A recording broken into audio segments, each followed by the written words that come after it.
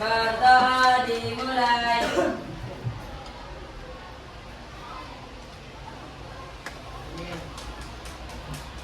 Berdoa selesai. Ucapkan salam. Assalamualaikum warahmatullahi wabarakatuh. Waalaikumsalam warahmatullahi wabarakatuh. Selamat siang semuanya. Siang, Bu.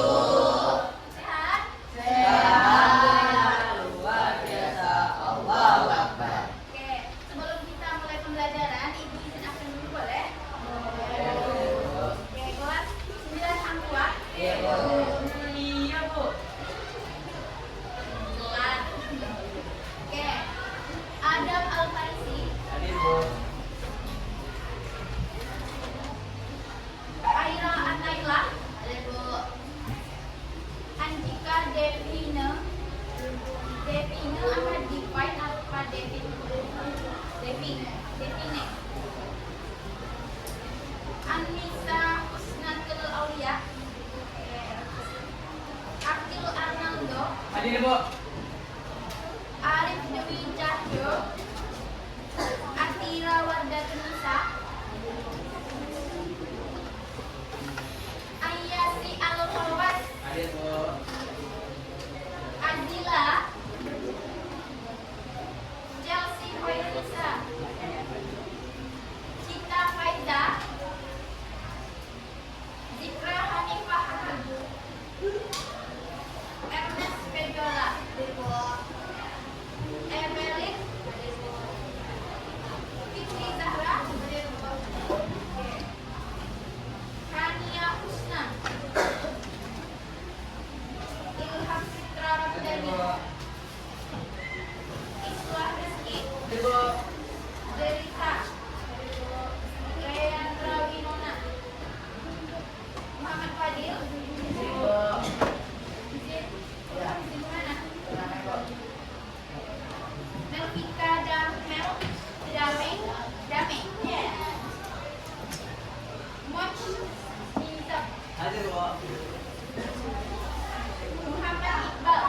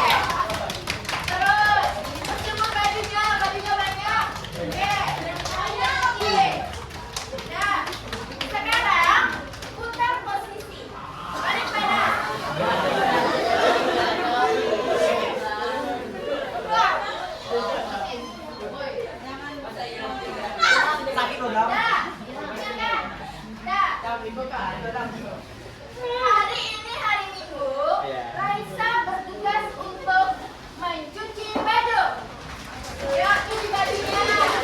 Oh, cuci bajunya. Setelah mencuci baju, Raisa menjemur baju. Setelah lelah, Raisa kelaparan dan memetik mangga lalu memotong mangga tersebut. Ayo potong mangganya, Raisa kelaparan harus cuci. Oke, terima kasih yang bos kita semua.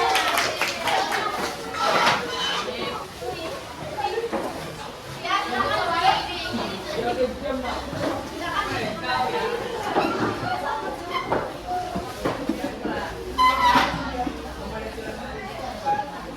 Oke, sebelum kita lanjut ke pembelajaran, Ibu ingin flashback sedikit materi kita minggu kemarin. Ada yang ingat? Ada yang ingat? Ayo, semangat minggu kemarin maksudnya sama siapa? Sama Ibu kan? Apa? Kematangan emosi. Kita bahas tentang kematangan emosi. Iya kan? Iya loh. Iya. Benar. Dan hari ini kita akan membahas tentang keterampilan berbicara di depan kelas. Nah, pertanyaan Ibu sekarang, di sini apakah ada yang belum pernah berbicara di depan kelas? Sudah pernah semua? Nah, hebat. Berarti ketika kalian semua berani menyampaikan pendapat, berani menyampaikan ide-ide kalian, argumen secara jelas, runtut, rinci, dan menarik, berarti kalian sedang terampil dalam berbicara. Paham ya? Oke. Berarti Bu, keterampilan berbicara itu harus menarik, ya? Bu, tapi kalau nggak menarik gimana, Bu? Bisa. Selamat siang semuanya. Perkenalkan saya Amin Safira dari 92. Saya akan mempresentasikan tentang keterampilan berbicara di depan kelas. Dengan selamat siang semuanya, saya Amin Safira. Di sini saya dari kelas 92 bersama rekan-rekan saya akan mempresentasikan materi tentang keterampilan berbicara di depan kelas. Oke, which one? Pilih yang mana? Apa alasan kalian semua memilih yang kedua? Excited. Itu apa? Lebih percaya diri. Oke, berarti seseorang yang berbicara di depan kelas itu harus excited. Oke, harus percaya diri. Betul tidak? Betul. Nah, ketika kita bisa mampu berbicara di depan kelas dengan baik, dengan benar, ya, otomatis tingkat PD kita, tingkat yakin terhadap diri kita itu akan lebih tinggi. Oh, saya bisa kok gitu. Saya mampu berbicara di depan kelas dengan baik dan benar. Saya menarik. Saya punya suara untuk saya keluarkan. Saya punya ide yang perlu orang-orang tahu. Gitu ya. Identiknya orang-orang yang mampu berbicara di depan kelas itu mereka akan lebih gampang dalam berkomunikasi. Benar tidak? Kalau orang yang mampu berbicara di depan kelas itu, mereka akan komunikasinya akan bagus, terlatih. Nah, kemudian berbicara di depan kelas juga mempunyai manfaat menyampaikan pendapat dengan terstruktur. Ya kan? Ada nggak teman-teman kalian yang mungkin bagus gitu ngomongnya terstruktur, dapat gitu dari pembukaan, inti, dan penutupnya kita dapat gitu. Pernah nanya? Nah, kenapa? Karena mereka memang terampil dalam berbicara. Kemudian apalagi Bu?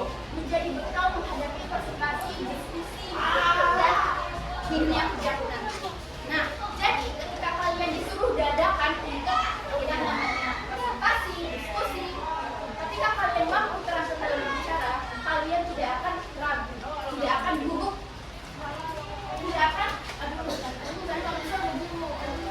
tidak ada. Dia langsung dengan maju sampaikan materi yang kalian pahami. Oke. Sampai sini ada pertanyaan? Oke.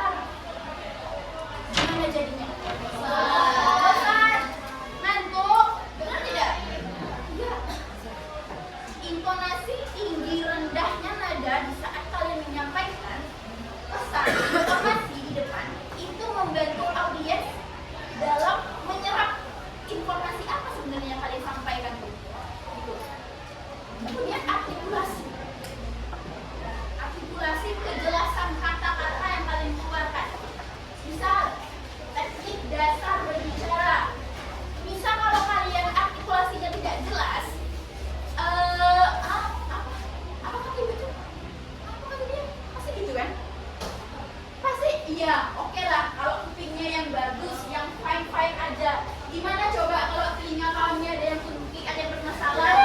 Iya kan? Nanya kawan sebelahnya, apa tadi? Kawan sebelahnya pun nggak tahu juga. Gara-gara penyebutan artikulasi dari kita yang berbicara di depan kelas itu tidak jelas. Oke. Oke, kemudian artikulasi, kemudian ada volume suara. Coba, kalau misalnya kalian mendengarkan orang-orang yang berbicara di depan kelas, tapi suaranya kecil aja gitu, kira-kira gimana? Gak denger kan? Iya kan, gak denger. Sama, intonasi, artikulasi, volume suara itu penting sekali dalam berbicara. Jadi kalau kalian mau berbicara dengan jelas, ketiganya penting. Sama satu lagi, penguasaan ruangan. Benar nggak? Kalau kalian berbicaranya di situ-situ aja, kalian akan terkesan lebih ke gitu kayaknya malu deh, gitu kayaknya ya. Atau kalian lah misalnya, si siapa misalnya, Chelsea, si Chelsea kayaknya nggak pede deh, Chelsea kayaknya malu deh gitu. Benar nggak? Tapi kalau kalian enjoy menguasai ruangan, kalian akan terkesan bahwa meyakinkan apa yang kalian sampaikan itu akan lebih bisa diyakini, bisa dipercayai. Benar nggak? Setuju nggak sama yang disampaikan? Oke, yang kedua ada bahasa tubuh, body language. Misal, kalau kita berbicara di depan orang, kita tidak punya kontak mata. Misalnya kalian berbicara di depan kelas nih, teknik dasar berbicara di depan kelas, atau yang lebih gampangnya, contohnya gini lah, kalian misalnya disuruh presentasi di depan kelas, bawa teks. Terus kalian baca teksnya gini aja kan, misalnya Indah kekerasan di sekolah. Di sekolah merupakan rumah kedua bagi kita selain rumah. Kemudian sekolah itu memberikan kenyamanan. Itu punya kontak mata nggak sama audiens? Enggak. Kalau kita tidak punya kontak mata, audiens tidak akan merasa kalau mereka tuh sedang diperhatikan. Benar nggak? Kalau misalnya kita, nih, misalnya ibu dari tadi mandang Chelsea, mandang Syafa, mandang Ayah di belakang gitu, mandang Evelyn. Nah, itu akan merasa kalau oh ibu ini kayaknya benar-benar perhatian aku gitu. Iya nggak? Kemudian kontak mata, mimik wajah, ekspresi. Ya, ekspresi yang mendukung itu juga akan membantu kalian dalam menyampaikan informasi dengan jelas. Sama satu lagi, gerakan tangan. Gerakan tangan itu juga berfungsi bagus untuk membantu kalian dalam menyampaikan pesan-pesan yang ada di informasi yang sedang kalian tayangkan. Pernah nggak sudah pernah melakukan hal itu? Nah, kalau kalian presentasi juga pakai tangan? Iya. Atau ada yang masih diam aja tangannya? Masih ada. Oke, nggak apa-apa. Berarti ilmu ini bermanfaat buat kita. Ya. Oke.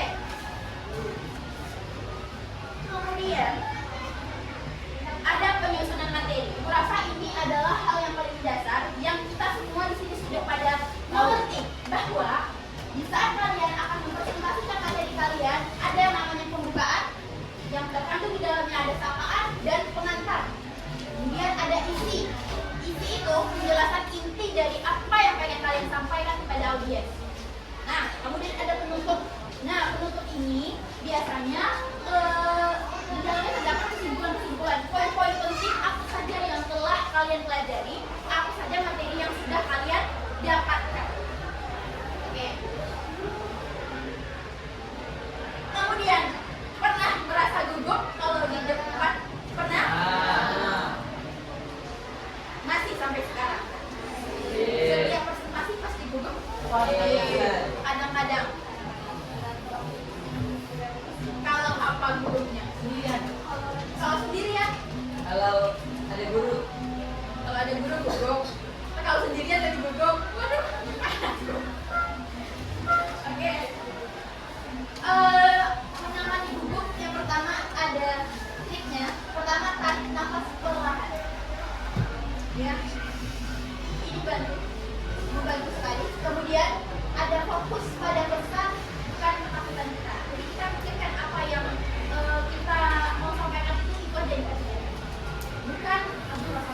faktor kayaknya nanti tambah lagi misalnya di hang tua misalnya ada siapa gitu yang ganteng gitu kan atau yang cantik gitu ikut dia takut dia dan pikirkan itu dulu kita fokus pada pesan yang ingin kita sampaikan. Kemudian berlatih di depan cermin. Pernah nggak berlatih di depan cermin? Sering. Oke, Chelsea katanya sering. Ada yang belum pernah? Oh, Ayas belum pernah ya? Keren Ayas. Kenapa belum pernah Ayas? Karena merasa kalau udah aku kayaknya udah oke kok. Ya, Oke, ibu ada tips itu. Kalau misalnya kalian gugup di saat kalian pengen presentasi, ini kita kan kalau misalnya presentasi itu kita tidak tahu, kita tidak bisa memastikan audiens kita itu orang yang kita kenal atau orang yang kita nggak kenal, benar nggak? Bisa aja misalnya kita kayak diundang apa gitu sama orang, menjadi narasumber, kita nggak tahu orang-orang di depan kita itu adalah orang-orang dekat kita atau orang-orang yang nggak kenal sama kita. Ini caranya, orang yang dekat, orang yang nggak dekat, anggap saja mereka semua adalah bestie kita. Coba kalian ngomong sama bestie kalian gimana? Nggak ada malu-malunya kan? Ya kan? Semuanya kalian bilang, semuanya kalian ocehkan. Bener nggak? Bener nggak? Nah, gitu. Kalau misalnya kalian juga di depan kelas, bayangin aja, ibu juga sekarang gitu. Ibu ngerasa kalau sekali semua di sini itu bestie ibu gitu. Jadi ibu kayak ngerasa, oh nggak apa-apa kok dibilang SKSD gitu. Tapi di saat pada saat posisi itu aja, kita ngerasa walaupun ibu nggak kenal sama kamu misalnya kan, tapi kita bestie loh gitu. Saya berani ngomong di depan kamu gitu. Saya nggak perlu takut sama kamu karena kita udah biasa. Tanamkan itu di mindset kalian. Oke, paham ya? Oke, sekarang ibu ada sedikit games di dalam box ajaib ini terdapat 5 kertas ajaib juga. Nah, masing-masing kelompok diberi kesempatan untuk memilih 1 kertas ajaib. Kemudian kalian buka. Setelah dibuka, kalian diskusikan dengan kelompoknya. Lalu perwakilan dari kelompoknya akan mempresentasikan satu ilustrasi dulu 3 menit lah untuk presentasi di depan kelas beberapa kelompok. Boleh? Oke, sekarang silakan maju kelompoknya untuk mengambil kertas ajaib kecuali kelompok yang di tengah. Halo, kelompok ini ibu pilih menjadi kelompok yang akan mengevaluasi. Misal nanti kalau ada presentasi, kelompok ini akan menjadi komentator.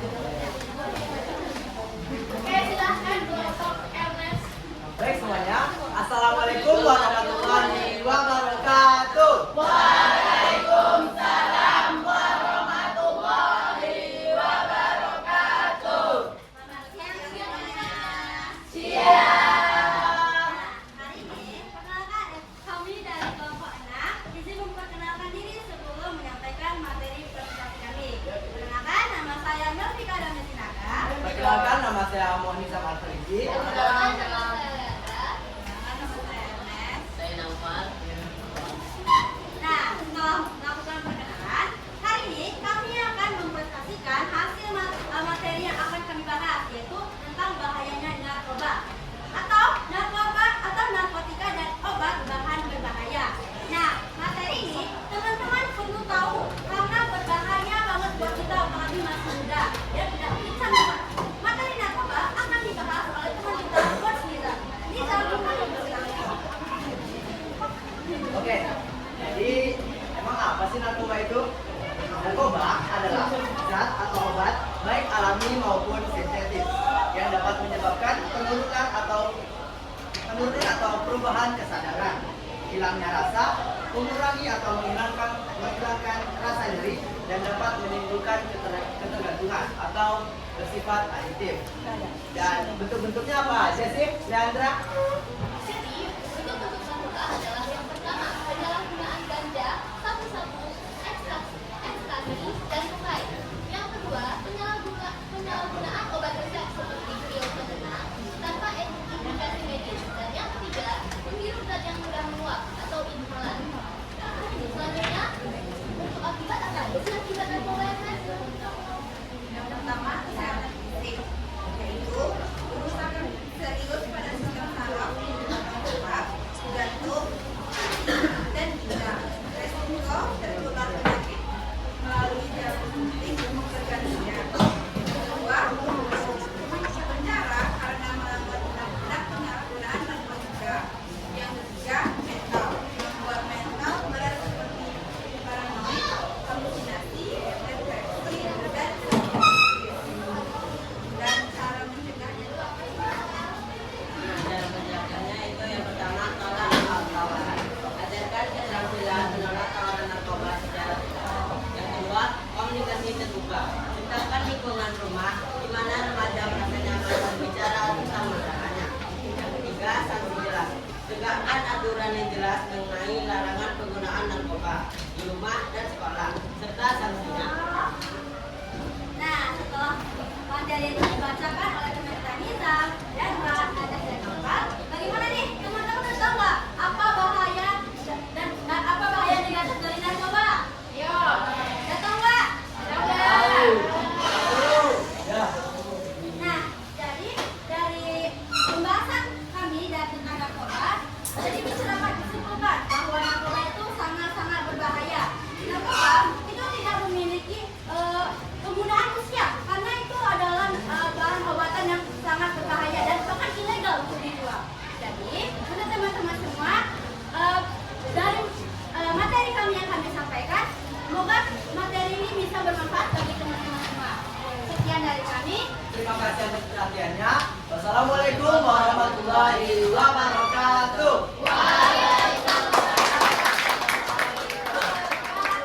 Siap semuanya. Iya. Oke, silakan kembali duduk ke tempatnya. Ibu beri kesempatan kelompok evaluasi untuk mengomentari penampilan dari temannya tadi. Oke, silakan.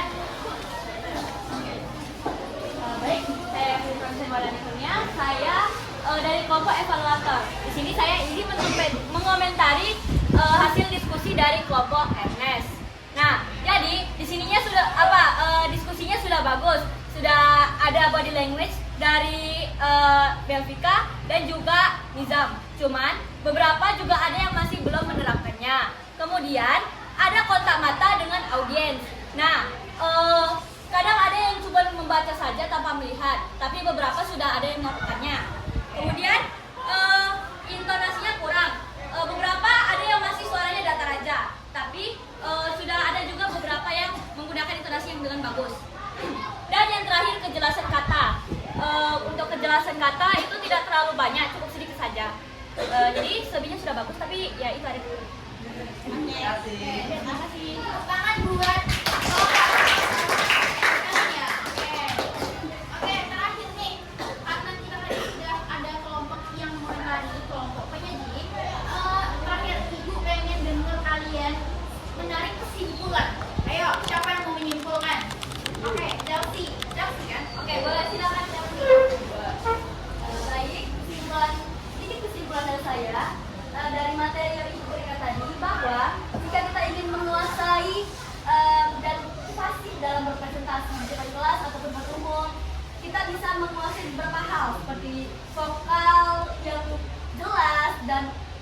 intonasi yang jelas, juga artikulasi yang jelas.